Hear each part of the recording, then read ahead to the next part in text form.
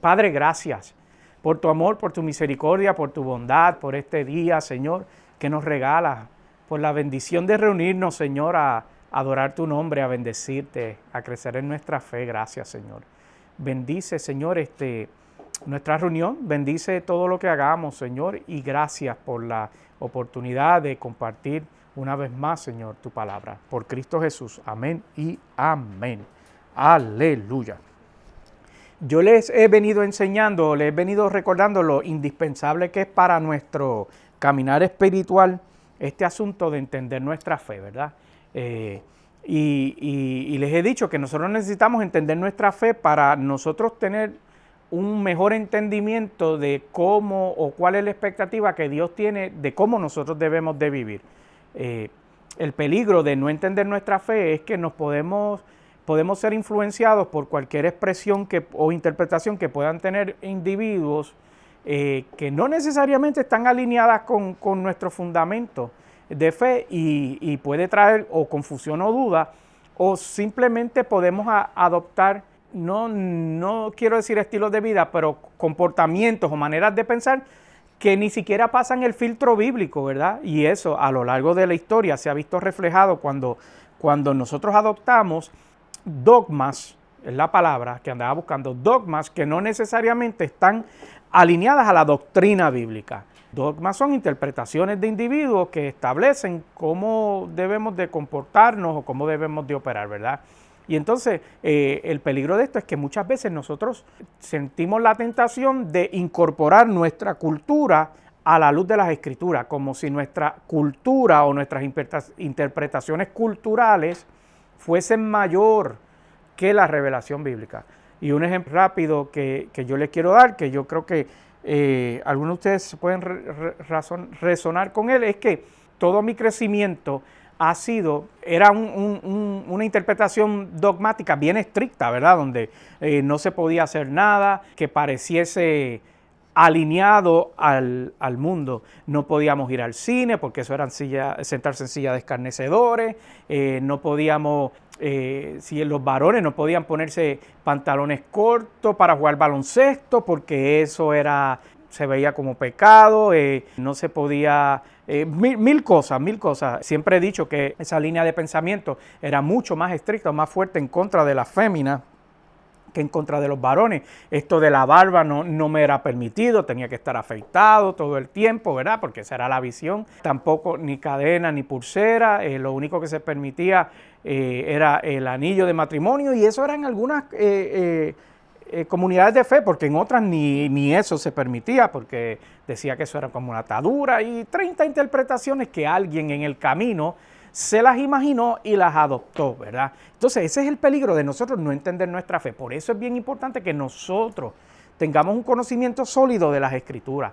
Entonces quiero hoy hacer una pregunta retórica. Por consiguiente, no espero respuesta de ninguno de ustedes, pero sí me gustaría que pensasen en su cabeza. Es cómo ustedes describirían el Antiguo Testamento en una palabra o en una frase. Si estuviesen pensando, ¿verdad?, ¿cómo describirían el Antiguo Testamento? Yo cuando escribía mis notas preliminares, venía a mi mente que para un gran número de personas, el Antiguo Testamento trata meramente sobre la historia israelita y del linaje de Jesús. Pero el Antiguo Testamento es mucho más que eso. Es mucho más que eso. El Antiguo Testamento es la historia de redención. Es una historia de redención, de cómo Dios mismo preparó el camino para la llegada de Jesús a través de un pacto. Por eso al Antiguo Testamento también se le conoce como el Antiguo Pacto, ¿verdad? Por eso a veces tú oyes a personas que hablan del Nuevo Pacto refiriéndose al Nuevo Testamento, o al Antiguo Pacto refiriéndose al Viejo Testamento. Entonces, por eso es que también, pues como te digo, nosotros nos estamos refiriendo al Antiguo Pacto. Pero el Antiguo Testamento es mucho más que historias. Es una promesa en desarrollo. Me encanta esa expresión. Es una promesa en desarrollo que culmina con el hecho de que Dios se hizo carne. Mira qué poderoso eso. Es esa promesa en desarrollo que culmina con el hecho de que Dios se hizo carne. Y como saben, el Antiguo Testamento es un conjunto de libros. Es como una biblioteca de libros, que es una compilación que tiene distintos géneros de libros y mayormente está dividido en cuatro categorías. La primera, la ley, que se conoce también como el Torá o el Pentateuco. La segunda categoría es los libros históricos, ¿verdad? Que obviamente, como su grupo hace referencia, habla de hechos y eventos históricos. Pero todos esos hechos y eventos históricos son desde una perspectiva de fe o espiritual, ¿verdad? No necesariamente están desarrollados como para que funjan de datos históricos, sino que por eso ustedes ven que un capítulo a otro capítulo puede brincar 10 años, porque no está diseñado como para documentar historia, sino para documentar un camino de fe. También están los libros de sabiduría o poéticos, ¿verdad? Ese es el tercer grupo. Y el cuarto grupo que hay en el Antiguo Testamento son el libro o el grupo de profetas. Y está dividido entre profetas mayores y profetas menores. Y la semana pasada como que tocamos un poquito sobre eso porque mencionamos ahí un profeta menor que poco común escuchar ese nombre, pero es un libro profético que hay en la Biblia, en el Antiguo Testamento. Y les voy a adelantar un poquito de lo que voy a estar compartiendo ustedes específicamente sobre esos dos grupos. ¿Alguien sabe cuál es la diferencia entre cuáles son los profetas mayores? No quiénes son, sino cuál es la diferencia entre los profetas mayores y los profetas menores. La diferencia es tan sencilla como que los profetas menores son porque sus libros tienen un capítulo o son tan pocos que esa es la diferencia entre los profetas menores y profetas mayores. Ahora bien, su importancia y su revelación y el mensaje no deja de ser menos importante. Y eso es algo que a mí me gusta mencionar o resaltar por el mero hecho de que a veces uno piensa que su relevancia es menor, ¿verdad? Y yo recuerdo que cuando niño o cuando más joven yo me preguntaba, yo pensaba que que estos no son tan importantes. No, sí son importantes porque la revelación que cargan también es importante. Así que hoy, mire, voy a estar hablándole tipo clase, hoy voy a hacer más que prédica, tipo clase. Y vamos a estar hablando precisamente de esto, del Antiguo Testamento. Y entonces, explorando hoy un poco el Antiguo Testamento. Y vamos a comenzar diciendo que el Antiguo Testamento es un prólogo divino, como les estaba diciendo, que nos lleva a conciencia del deseo que Dios tiene de que tengamos una relación estrecha con Él. Y también de aquello que nos separó de Él y de su plan para eliminarlo, ¿verdad? Y si hablamos de lo que nos separó de Él, precisamente sabemos que lo que nos separó de Él es el pecado y del pacto sobre el cual y cómo lo iba a lograr. A mí me gustaría que buscásemos ahí en nuestras Biblias Lucas 24, 27. Mira qué revelación nos dice ese versículo. Jesucristo comenzó a explicarle desde Moisés, fue por toda la historia del Antiguo Testamento para dejarle saber y revelarle que estaba precisamente el Antiguo Testamento, era un reflejo de su vida.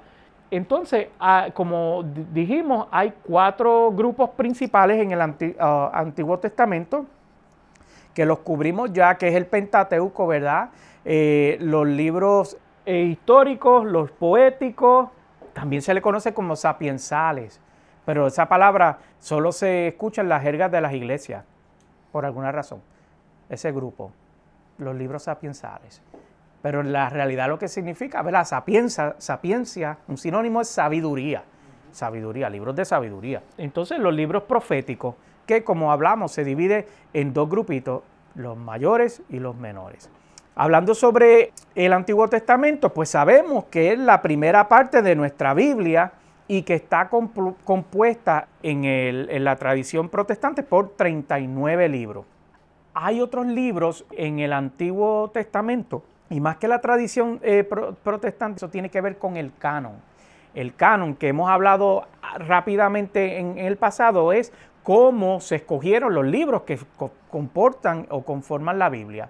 Y yo les había hablado de esto anteriormente cuando estábamos hablando de algunos libros cuando estábamos estudiando el Nuevo Testamento, y yo les decía, yo no sé si ustedes recuerdan esto, que el canon para el Antiguo Testamento fue mucho más fácil de establecer, ¿verdad? Y lo estableció un grupo de hebreos o de judíos que determinaron qué libros entraban en el canon y qué libros no entraban en el canon. De acuerdo a una serie de criterios, ¿verdad? Y entonces esos criterios lo que establecían tenían que ver con aceptar que la revelación que poseían esos libros. El canon del Antiguo Testamento, si yo estoy aquí yendo desde mi mejor recuerdo, se estableció en el siglo V antes de Jesucristo. Ahí fue cuando se estableció el grupo de libros que iban a pertenecer al Antiguo Testamento. Entonces, como les dije, hay otros libros que no entraron al canon, pero se utilizan como referencia para corroborar eventos históricos o alguna otra información. Entonces, el contenido del Antiguo Testamento, ¿verdad? Como hablábamos al principio, que era la historia de Israel, pero mucho más que eso es la relación de Dios antes de Jesucristo. Y la importancia que tiene el Antiguo Testamento es que fundamentó la esencia para comprender el Nuevo Testamento. Miren, mis amados, no podemos entender los contextos del Nuevo Testamento sin tener una definición o una perspectiva un poco más clara del Antiguo Testamento. No lo podemos entender, por eso es que la Biblia es el conjunto de esos dos grupos. Partiendo de eso, el Pentateuco es la sección más pequeña, ¿verdad?, que hay en el Antiguo Testamento. Los históricos, pues una sección mediana, tiene un poquito más de libro, ¿verdad? Los poéticos es una sección, es pequeña, pero no tan pequeña como el Pentateuco, ¿verdad? Y vamos a hablar qué libro cae en cada grupo en unos minutos. Y los proféticos es la sección más grande que hay en el Antiguo Testamento. Es la mayor cantidad de libros que hay en el Antiguo Testamento. Siguiendo con eso, vamos a hablar de que la lista del Pentateuco o la Torá son estos 5 libros, los primeros 5 libros de la Biblia: Génesis, Éxodo, Levítico, Número y Deuteronomio, esos 5 libros. Y entonces esto es bien importante que tengamos de perspectiva de que hemos dicho que la Biblia, el Antiguo Testamento, debo decir, está dividido en ¿cuántos grupos? 4, ¿verdad? Y entonces hablamos que dentro de ese grupo, el primer grupo es el Pentateuco. Y si usted se fija, ¿qué dice? Que son los primeros 5 de la Biblia. Eso contesta la pregunta de en qué orden está escrita la Biblia o está compilada la Biblia. Alguna gente piensa que la Biblia está en orden de fecha. No, está en orden basado en estos grupos, partiendo del Pentateuco, ¿verdad? Otra característica de este Pentateuco es que cada uno de esos libros se le atribuye que los escribió ¿quién? A ver si alguien se aventura. ¿Quién ustedes creen que escribieron estos primeros 5 libros? Moisés. Una breve descripción de qué comprenden estos libros. Bueno, pues hablan de la creación, como saben, partiendo desde Génesis.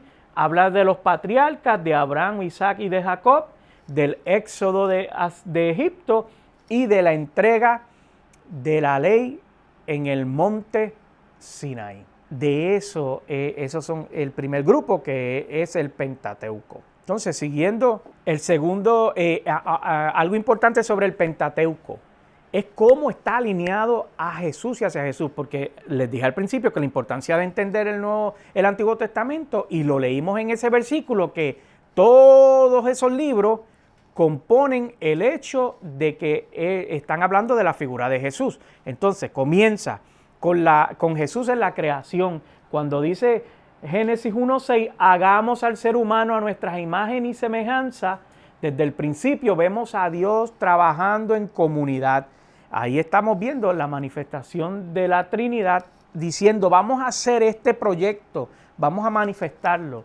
En Juan 1:1-3, 1 al 3 confirma que Jesús es el verbo encarnado, ¿verdad? Porque saben que Juan comienza diciendo, en el principio era el verbo y el verbo estaba con Dios y el verbo era Dios. Por lo tanto, esa es la conexión entre esa revelación de Juan precisamente con eso de Génesis 1:26. Entonces Jesús en los patriarcas, bueno, tomando por ejemplo dos de los patriarcas, Abraham, en Génesis 22:8, Dios mismo proveerá el cordero para el holocausto, ¿verdad? ¿Y cómo se presentaba Jesús? He aquí el cordero de Dios que quita el pecado del mundo, ¿verdad? Así fue que fue presentado Jesús. Entonces, ese cordero que hablaba ahí en la historia de Génesis 22, es una tipografía precisamente de Jesucristo. El sacrificio de Isaac era una sombra del sacrificio de Jesús, que es el Cordero de Dios. Y hablando de Jacob, cuando decimos, ¿verdad? En Génesis 28:12, que era una escalera, como dice la canción, que Jacob veía, ángeles bajaban, ángeles subían, pero era la gloria de Dios, la que Jacob veía. No la voy a cantar. No, imagínate, eso es mucho si yo canto. Se pone buena la cosa y no podemos seguir esto. Entonces, ¿por qué eso es importante? Bueno, porque es la relación que guarda con Juan 1:51 cuando dice Jesús es el mediador entre Dios y los hombres, porque esa escalera lo que tipificaba era la conexión entre el cielo y la tierra. Todo el Antiguo Testamento es una sombra de Jesucristo, Entonces, ahora vamos, ¿cuáles son los libros históricos? Bueno, el segundo grupo, que si agarran la Biblia, el segundo grupo que aparece, que son Josué, Jueces, Ruth, Primera y Segunda de Samuel, Primera y Segunda de Crónicas, Esdras, Nehemías y Esther.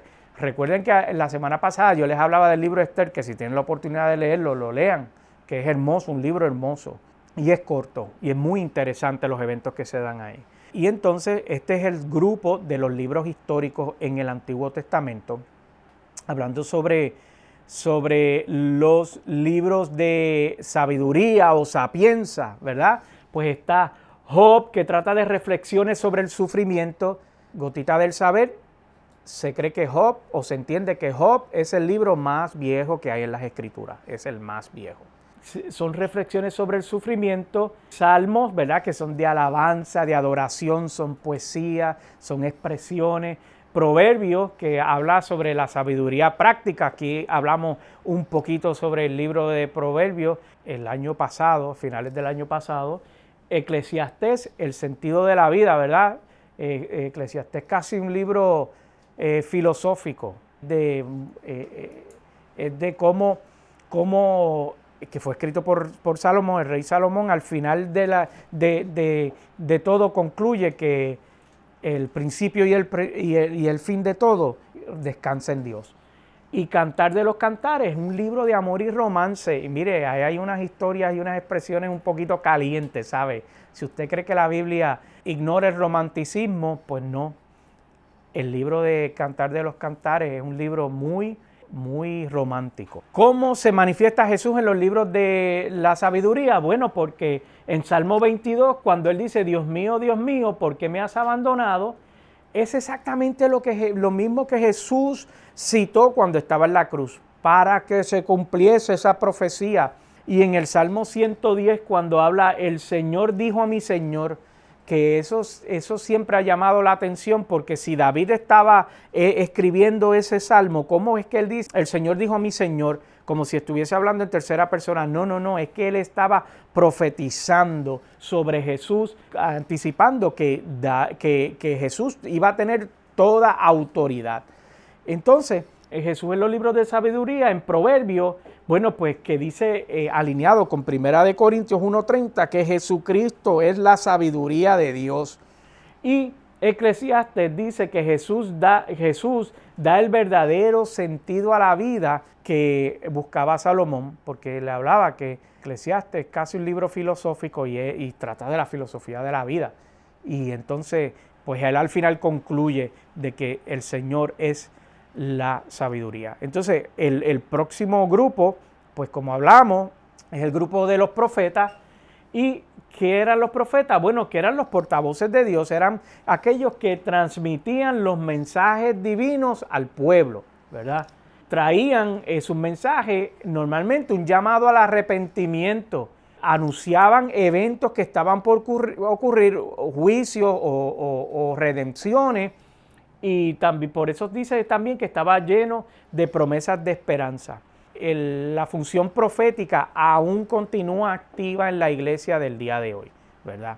Aún continúa activa.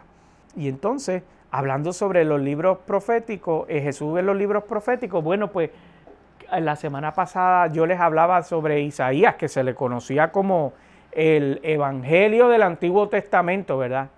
Y precisamente ese Isaías 53 retrata el sufrimiento que iba a experimentar Jesús para poder redimirnos o para que nos redimiese, ¿verdad? Ese capítulo describe en detalle el sacrificio que él tuvo, y en Juan 1 al 3 confirma que Jesús es el verbo por el cual todo fue creado. Entonces, Miqueas, el libro del profeta Miqueas 5:2, habla sobre la profecía de que el Redentor iba a nacer en Belén, ¿verdad?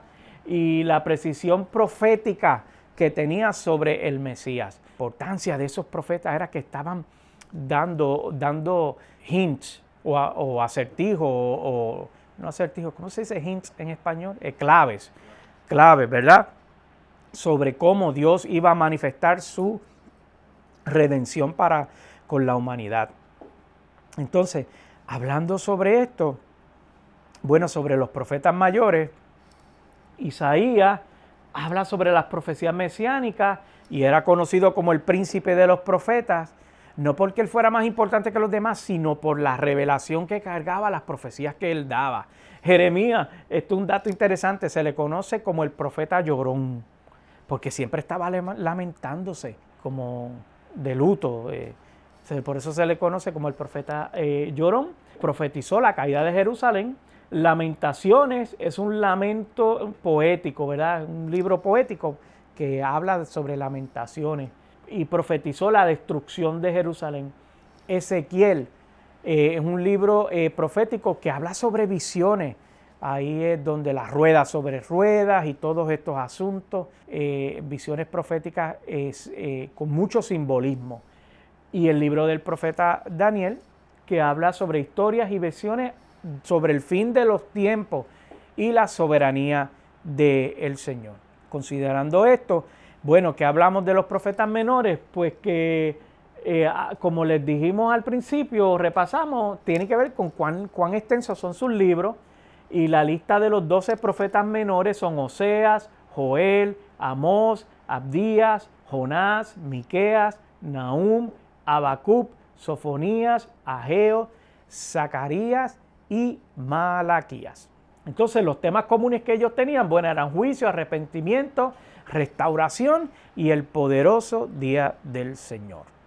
Esos son los 12 libros que se consideran profetas menores, que son un montón, pero son muy pequeños. Hablando sobre esto, ¿por qué es la importancia de que nosotros tengamos conocimiento sobre el Antiguo Testamento? Bueno, porque revela el carácter de Dios. Revela el carácter de Dios, describe sus atributos y la naturaleza, cómo Dios piensa, cómo ve las cosas, la expectativa, ¿verdad? La fidelidad a su pacto, cómo Él habla o demuestra que una vez Él hace un pacto, Él tiene un compromiso genuino con completar ese pacto. Pero más importante, habla sobre el plan de salvación, hablando de pacto, ¿verdad? Y culmina con la vida de Jesucristo. Entonces, las notas finales, y ya estamos acabando, la reflexión final, todo el Antiguo Testamento apunta hacia Jesús. Él es la culminación de la creación, la promesa a los patriarcas, el cumplimiento de la ley y el tema central de los profetas y la sabiduría. Y Él es la sabiduría encarnada. Entonces, la aplicación, mira, que leamos el Antiguo Testamento con nuevos ojos pensando en Jesucristo, Cada vez que leamos algo del Antiguo Testamento, tratemos de ver de cómo eso encaja con la historia de Jesús, cómo eso encaja con el plan redentor, ¿verdad? Yo les he hablado antes que la belleza de la Biblia es que nunca oculta los tropiezos, los errores, los pecados, las malas decisiones, pero más que sobre esos detalles y esos eventos que pueden verse con connotaciones negativas, enseña la redención de Dios manifestada a pesar de todos esos eventos, ¿verdad? Entonces, Juan 5:39 dice, ustedes estudian con diligencia las Escrituras porque piensan en que en ellas hayan vida eterna y son ellas las que dan testimonio en mi favor. Jesucristo hablando, estudien las Escrituras porque son las que le van a revelar mi persona. Y el desafío es que durante esta semana que escojamos una historia del Antiguo Testamento y ver cómo conecta con la vida de Jesús. Y entonces, con eso yo incluí en mis notas unas cositas interesantes. Déjame ver si lo encuentro aquí. Miren, hay unas historias que son bien interesantes en la Biblia y precisamente en el Antiguo Testamento. Por ejemplo, hay una historia de una mujer, una esposa que se convirtió en una estatua de sal, ¿verdad? Esa es bastante conocida porque ha sonado mucho. Y esa se encuentra en el libro de Génesis. Allá también en el mismo libro de Génesis está, bueno, esa es Génesis 19. En Génesis 32, debo decir, entonces está lo que hablábamos un poquito al principio de la lucha de Jacob con un ángel, ¿verdad? En Números habla sobre una vara que aparentemente estaba seca, floreció nuevamente, ¿verdad? En Números 22 también habla la historia bien interesante de la burra que habló, que es Balaán y la burra que habló. Y si ustedes han leído esa historia, pues resulta muy interesante porque la burra se revela, le dice, deja de estar dándome, tú no ves que ahí hay algo que me está bloqueando, ¿verdad? El camino. Habla también allá en Números sobre la rebelión de un grupo de los de Coré y cómo la tierra se abrió y los tragó. Hay otra historia que habla sobre las serpientes venenosas, ¿verdad? Y cómo mandaron a construir la estatua de una serpiente. También habla en la señal del profeta Ezequías cuando ordenó al sol detenerse y la sombra retrocedió como señal, ¿verdad? Habla también otra historia de que el profeta que fue alimentado con cuervos, la viuda de que el aceite nunca se le acabó, el hacha que flotó, ¿verdad?, en el agua y así fue que la pudieron encontrar, el banquete que se estaba dando el rey y la escritura que fue escrita en la pared, la caída de los muros de Jericó y el papel protagónico que ejerció una prostituta, que esa prostituta está dentro del linaje de Jesús, la plaga de ratones y de las hemorroides de los filisteos. Si usted ha lidiado con hemorroides, bueno, los filisteos también.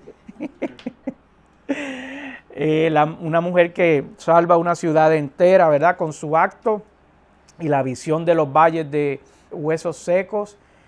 Hay un sinnúmero de historias muy interesantes en el Antiguo Testamento, de verdad que son muy, muy buenas.